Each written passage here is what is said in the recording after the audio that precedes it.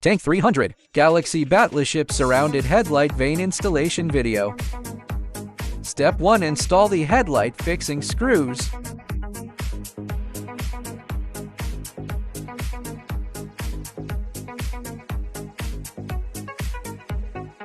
Put the standard 2 connecting cables and headlights daytime running lights. Fender with true indicator jump line group is inserted and fixed.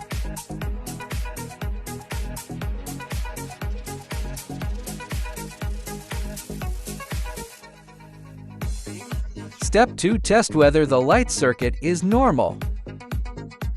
Ray fixed cover iron bracket and the fender re-in bracket.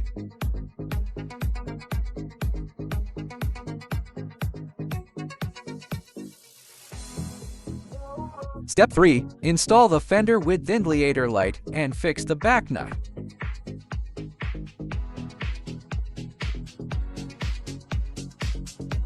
First, plug the fender with indicator light cable and the connecting cable into the pair. Fixed. Adjust the fender and front and rear spacing positions again. After adjustment, fix all the screws of the original car.